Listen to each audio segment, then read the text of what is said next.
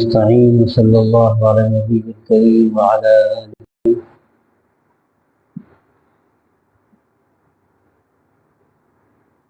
باب في الآداب. قال الله تعالى: أعوذ بالله من الشيطان الرجيم. يا أيها الذين آمنوا لا تدخلوا بيوتا غير بيوتكم حتى تستأنسوا وتسلموا على أهلها. وقال تعالى: إذا دخلتم بيوتا فسلموا على أنفسكم تحية من عند الله مباركة طيبة. وقال: إذا حييتم بتحية فحيوا بأحسن منها أو ردوها. وقال: وكلوا واشربوا ولا تسرفوا إنه لا يحب المسرفين. یہ آداب کا باب ہے، اور آداب ادب کی جمع ہے، اور ادب کہتے ہیں طریقے کو، سلیقے کو۔ ایک کام آدمی کرتا ہے سلیقے کے ساتھ، اور ایک کام کرتا ہے پھوہڑ پن کے ساتھ۔ کام دونوں ہو جاتے ہیں، لیکن بڑا فرق ہوتا ہے۔ جو کام سلیقے سے ہوتا ہے وہ آسان بھی ہوتا ہے، اور اس کے نتائج بھی بہتر سامنے آتے ہیں، اور جو کام پھوہڑ پن کے ساتھ ہوتا ہے وہ دشوار بھی ہوتا ہے، اور عام طور پر اس کے نتائج زیادہ اچھے نہیں ہوتے۔ جو عمل میں خوبی پیدا ہوتی ہے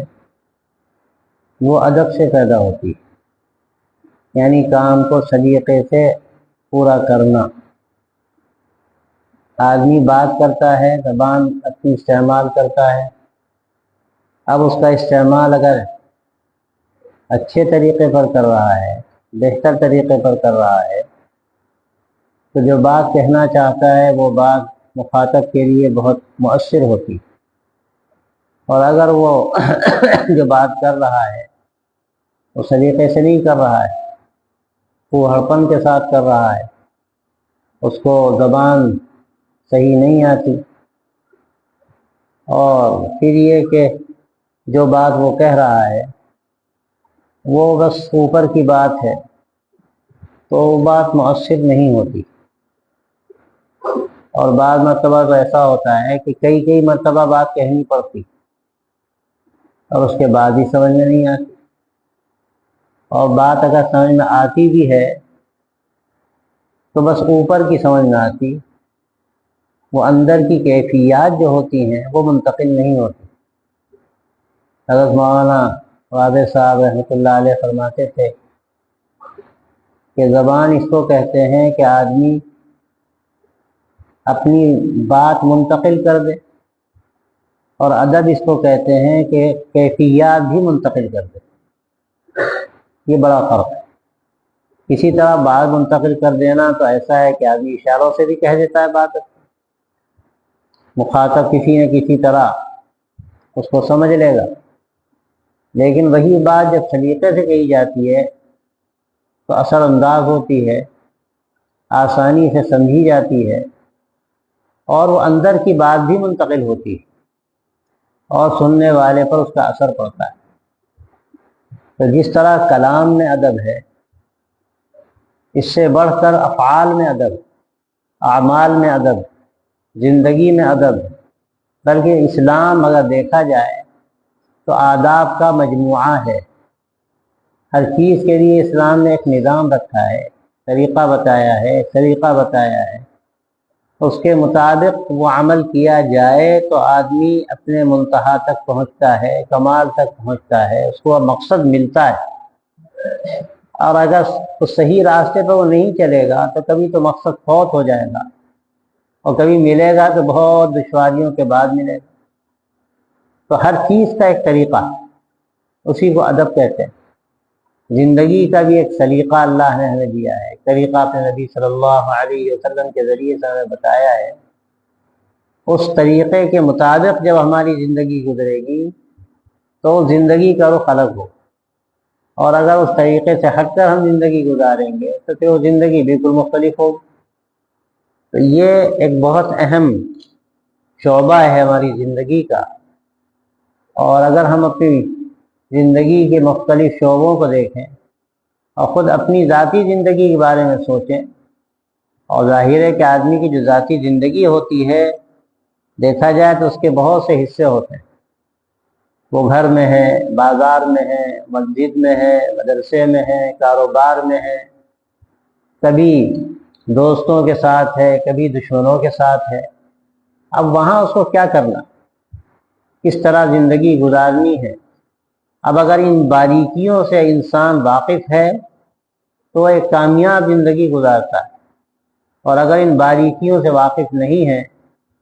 تو واقعہ یہ ہے کہ وہ ناکام زندگی گزارتا ہے، وہ چاہے کتنا ہی اپنے آپ کو کامیاب سمجھتا ہو۔ کامیاب انسان وہ ہے جو اوروں کے نزدیک بھی کامیاب، خود وہ اپنے کو کامیاب سمجھتا رہے، وہ کوئی کامیاب زندگی نہیں ہے۔ کامیاب زندگی جب ہے کہ دنیا بھی اس کو کامیاب سمجھے،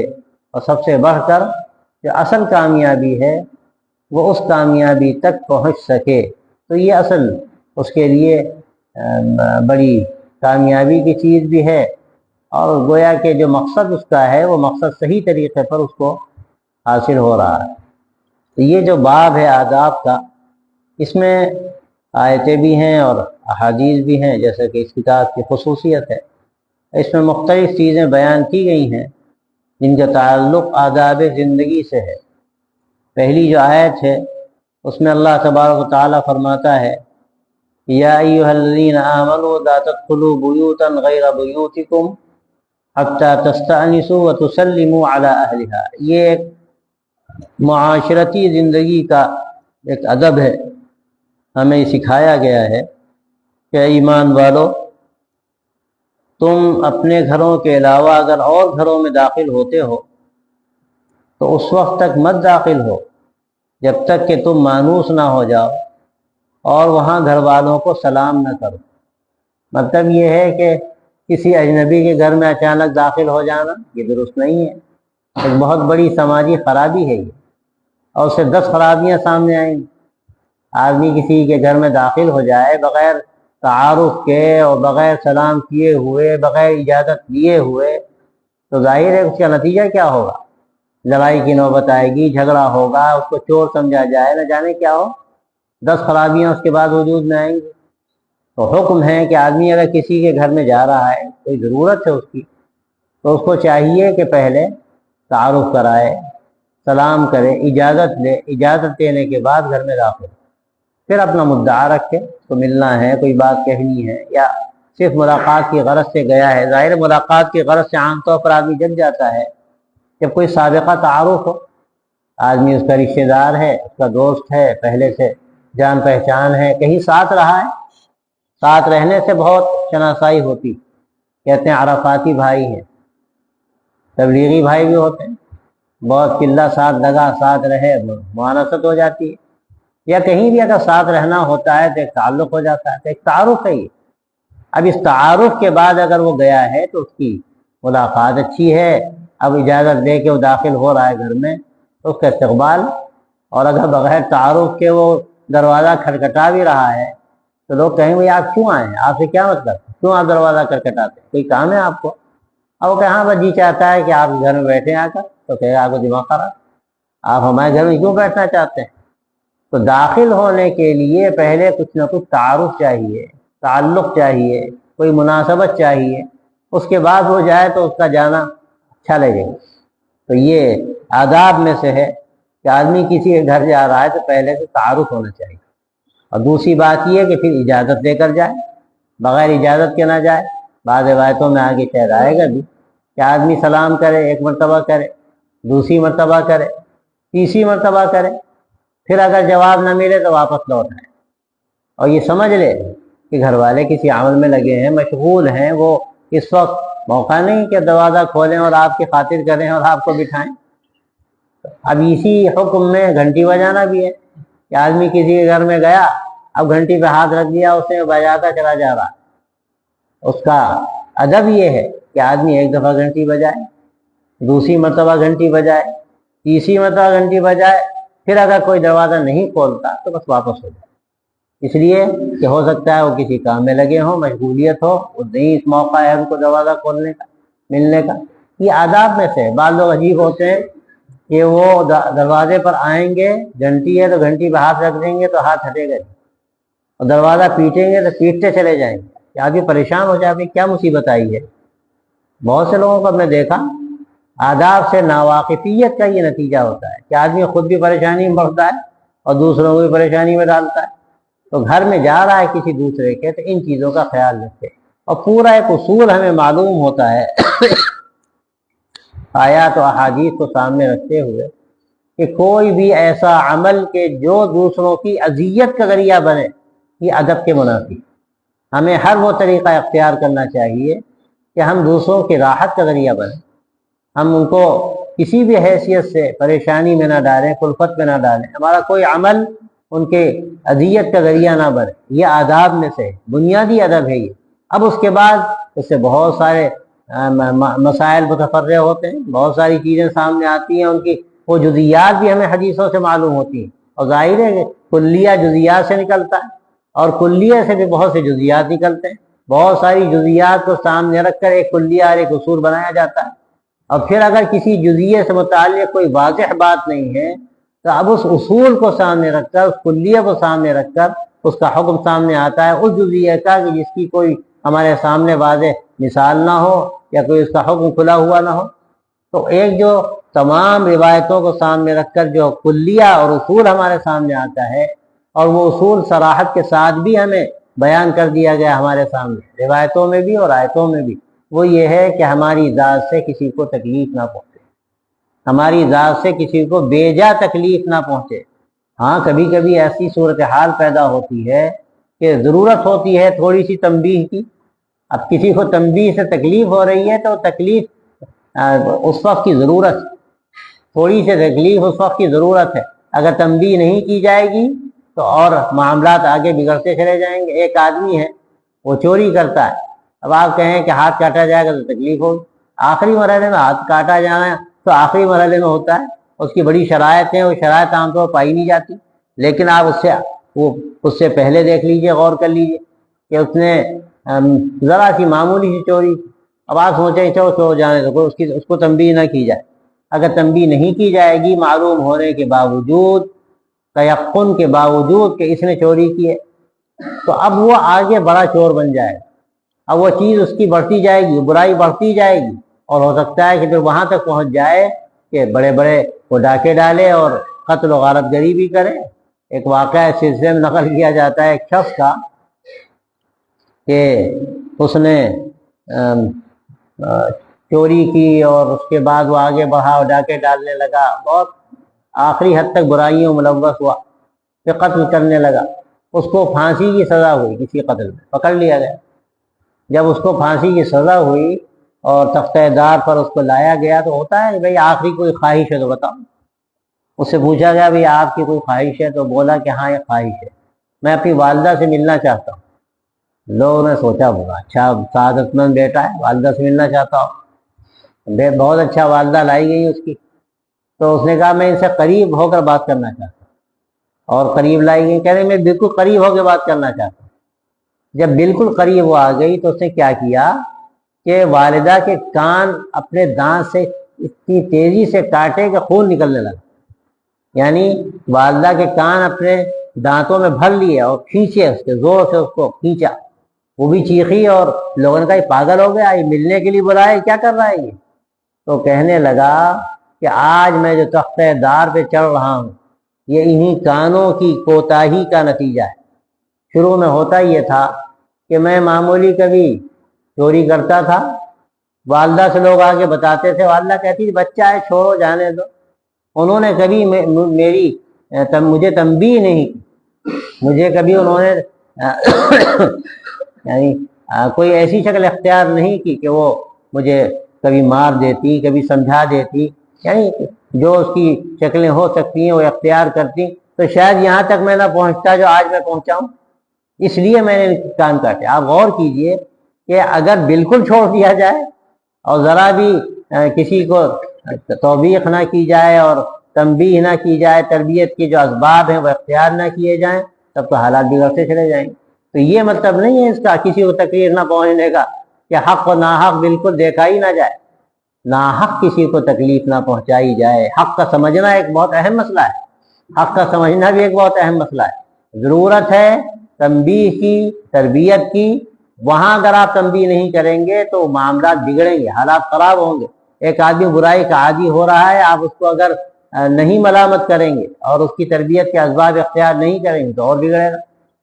لیکن اب مسئلہ یہ ہے کہ ہم کہاں تک کسی کو تکلیف پہنچا سکتے ہیں اور کہاں تک نہیں پہنچا سکتے، اس پر دیکھنے کی ضرورت ہوتی ہے کہ اس میں کہیں بھی نفس کا تقاضا شامل نہ ہو۔ جہاں نفس کا تقاضا شامل ہوا تو معلوم ہونا چاہیے کہ یہ ناحق آپ گویا کہ اذیت پہنچا رہے ہیں۔ اگر نفس کا تقاضا شامل نہیں ہے اور پھر آپ کسی کے ساتھ سختی کر رہے ہیں، کسی کے ساتھ آپ کوئی ایسا طریقہ اختیار کر رہے ہیں کہ جس سے ظاہری طور پر اس کو اذیت ہو رہی ہے اور نفس کا تقاضا نہیں ہے، آپ ایک ضرورت کے تحت کر رہے ہیں، تو اس میں کوئی حرج نہیں، بلکہ یہ کبھی کبھی عین ضرورت ہوتی ہے۔ حضرت علی رضی اللہ تعالیٰ عنہ کا قصہ مشہور ہے، ایک یہودی سے مارکا ہوا، لڑائی ہوئی، اور حضرت علی شیر خدا، انہوں نے یہودی کو پٹک دیا اور اس کے سینے پہ چڑھ بیٹھے۔ اس نے کیا کیا؟ حضرت علی منہ پہ تھوک دیا۔ جیسے ہی منہ پہ تھوکا حضرت علی کھڑے ہو گئے، چھوڑ دیا اس کو۔ اس نے کہا یہ کیا کیا آپ نے؟ جب پورا قابو ہو گیا مارنے کا تو آپ نے چھوڑ دیا؟ تو عجیب بات فرمائی، وہی اصولی بات فرمایا کہ میں پہلے تم سے لڑ رہا تھا اللہ کے لیے کہ تم دشمن خدا اور دشمن رسول تھے، مقابلے پر آئے تھے، اس لیے میں تم سے لڑ رہا تھا، لیکن جب تم نے میرے منہ پر تھوکا تو میرے دل میں دوسری بات آ گئی کہ اب جی چاہ کہ میں تمہیں کچل ڈالوں، مجھے غصہ آ گیا۔ اس وقت اگر میں تمہیں تکلیف پہنچاتا اور میں مارتا تمہیں تو نفس کے تقاضے سے ہوتا، اس لیے میں نے چھوڑ دیا۔ تو یہودی جو تھا اس نے کلمہ پڑھ لیا۔ ایسی باریکیاں دین میں، اس کا نام ہے ادب۔ یہ ادب ایسی چیز ہے کہ کیا کرتا ہے یہ دشمن کو بھی دوست بنا دیتا ہے۔ حضرت علی رضی اللہ عنہ کا دشمن تھا وہ، لیکن ایک ادب کو اختیار کیا انہوں نے۔ اذیت پہنچانا ہے، نفس کے تقاضے سے نہیں پہنچانا، ایک ضرورت ہے، ضرورت کے تحت اس کو ہمیں تنبیہ کرنی ہے، اس کو اذیت ہوگی لیکن وہ اذیت اس کی ضرورت ہے، اس کی ضرورت ہے، ہماری ضرورت نہیں، اس کی ضرورت ہے۔ تو اس وقت اس کو اذیت اگر پہنچے تو پہنچا کرے، لیکن تنبیہ کی جائے گی۔ لیکن جہاں نفس کا تقاضا شامل ہوا تو پھر اس کا نتیجہ پھر اچھا نہیں ہوتا۔ حضرت علی رضی اللہ عنہ نے جہاں دیکھا کہ نفس کا تقاضا ہٹ گئے، اللہ نے کو اسلام کی دولت سے مشرف فرمایا۔ تو آداب ایسی بنیادی چیز ہے کہ ہر عمل کے اندر اگر آدمی وہ ادب اختیار کرے، یعنی وہ طریقہ جو اس کے لیے مناسب ہے، اور ہر عمل میں خاص اس کا طریقہ ہوتا ہے، سلیقہ ہوتا ہے، اس کے ساتھ اگر وہ عمل کیا جائے تو آسان ہو جاتا ہے۔ اب ظاہر ہے کہ آدمی عالم بننا چاہتا ہے، کیسے عالم بنے گا؟ اس کا ایک پروسیجر ہے، ایک طریقہ ہے، اس طریقے پر چلے گا تو آسانی سے بن جائے گا۔ اور اس سے ہٹ کر اگر وہ چاہے کہ ہم عالم بن جائیں تو بہت مشکل ہے۔ وہ سوچے کہ ہم اب جو نئے ذرائع ہیں ہم کمپیوٹر سے عالم بن جائیں اور ہم دیکھتے جائیں گے، کتابیں پڑھتے جائیں گے، عالم بن جائیں گے، تو اس طرح وہ صحیح عالم نہیں بن سکتا۔ اول تو دشواری ہے، اور دوسرا یہ ہے کہ اگر اس نے کچھ سیکھ بھی لیا تو اس میں 10 جگہ غلطیوں کا احتمال، اور پھر جو نئے نئے پروگرامز وغیرہ آتے ہیں ان کا کوئی بھروسہ بھی نہیں ہوتا کہ کون اس میں بیٹھا ہوا سکھا رہا ہے، پڑھا رہا ہے، وہ کون سی بات پڑھا رہا ہے، وہ کچھ چاہتا ہے اور نتیجہ کچھ نکلے، وہ پھنس جائے کسی کے چکر میں، 10 باتیں ہو سکتی۔ اس کے لیے اس کو ضرورت ہوگی کسی مدرسے میں جائے، علماء کے پاس جائے، اسے وقت لے اور سیکھے تو وہ اپنی منزل تک پہنچ جائے گا۔ ہر عمل میں یہی صورتحال ہے، اس کا طریقہ ہوتا ہے، طریقے پر آدمی چلے گا، آداب کا خیال کرے گا تو اس کو ملے گا۔ اب آدمی مدرسے میں آ گیا، عالم بننا چاہتا ہے، اب اس کو آداب کا خیال نہیں، اب اس کو کیا کرنا ہے، کتنا وقت دینا ہے، کس طرح زندگی گزارنی ہے، کن چیزوں کا خیال رکھنا ہے۔ اگر ان باتوں کا، ان باریکیوں کا خیال کرے گا تو ایک اچھا عالم بن کر نکلے گا، اور اگر ان باتوں کا خیال نہیں رکھے گا تو پھر وہ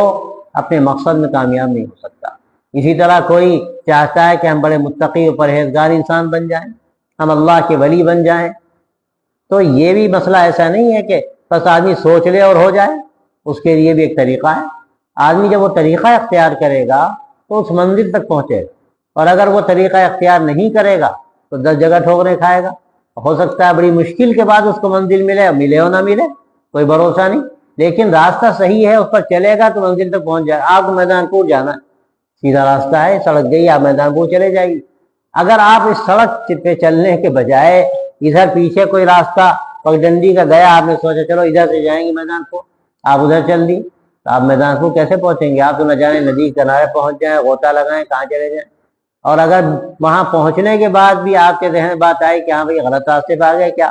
معلوم کرو۔ اب کسی نے بتایا کہ اب ادھر سے جاؤ ادھر سے جاؤ، بھٹکتے بھٹکاتے نہ جانے ایسی جگہ جہاں 5 منٹ میں پہنچتے، ہو سکتا ہے کہ آدھا گھنٹہ لگے، 1.5 گھنٹہ لگے، 2 گھنٹہ لگے، اور وقت بھی ضائع ہو اور آپ کی انرجی بھی ضائع ہو۔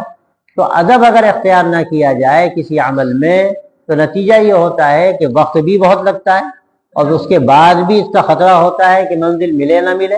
اور پھر یہ کہ اس میں انرجی بھی ضائع ہوتی ہے۔ تو اس لیے ہر چیز میں آدمی اگر ادب اختیار کرے اور صحیح طریقہ اختیار کرے تو اس میں کامیاب ہوتا ہے۔ تو زندگی کا بھی ایک اللہ تبارک و تعالیٰ نے ہمیں طریقہ بتایا ہے،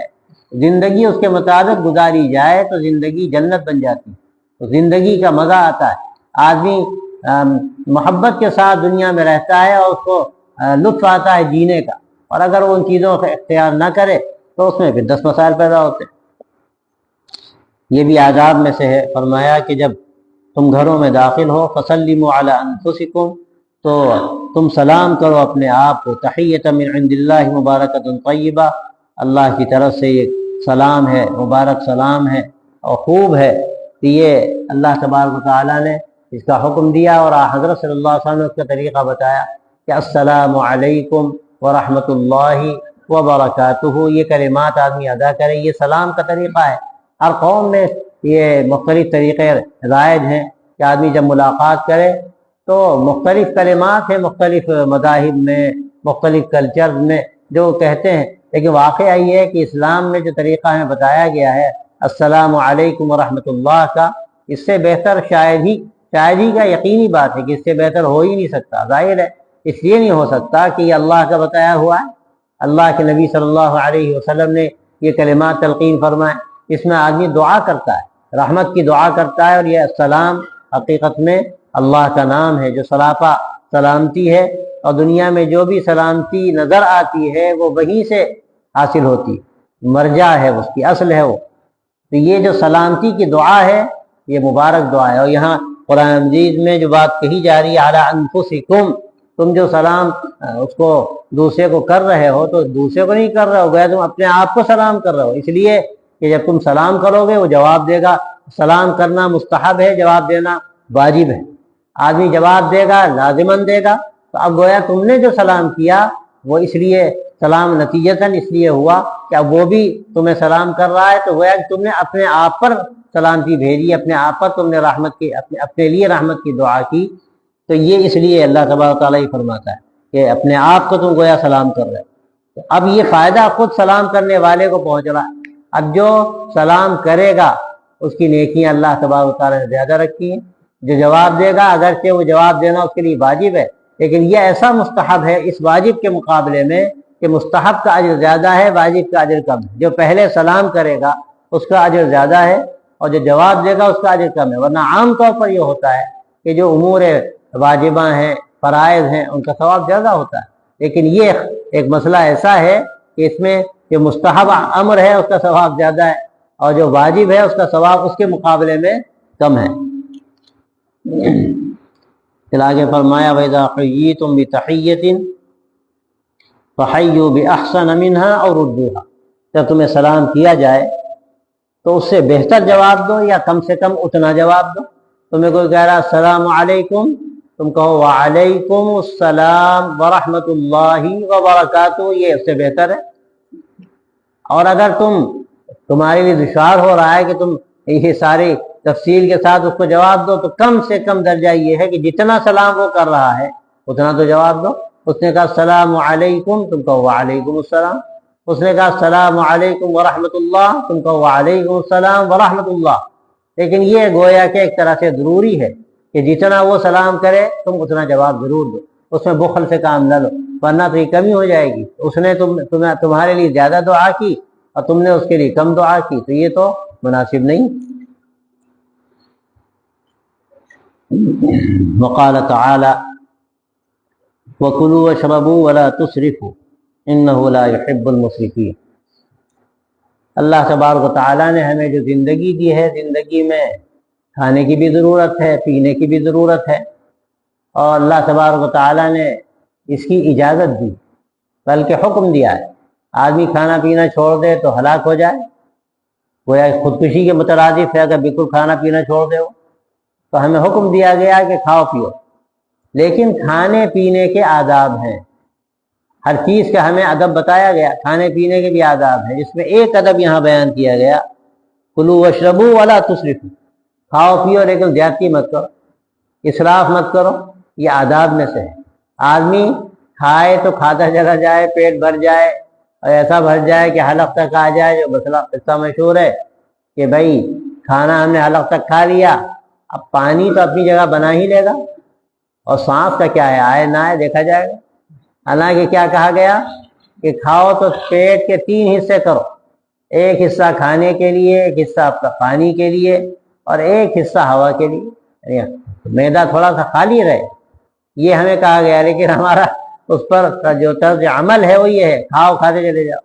نتیجہ یہ ہے کہ اس پر آدمی بیمار ہوتا ہے، 10 بیماریاں پیدا ہوتی ہیں۔ اطباء متفق ہیں کہ آدمی اگر بھوک کے بعد کھائے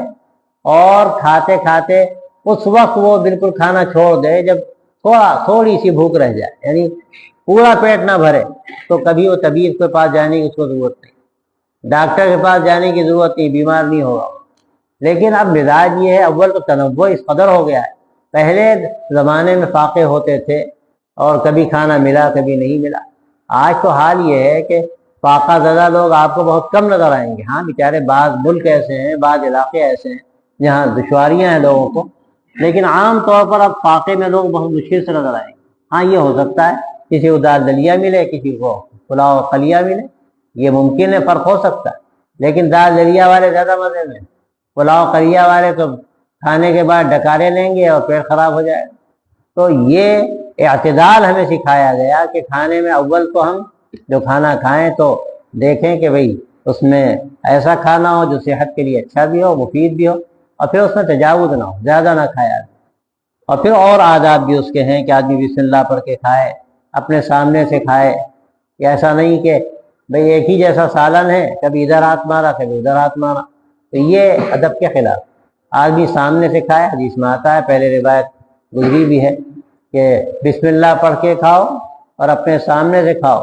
اور اپنا ہاتھ ادھر ادھر پتے جاؤ۔ ہاں اگر کھانے میں تنوع ہے، مختلف قسم کا کھانا ہے تو ٹھیک ہے،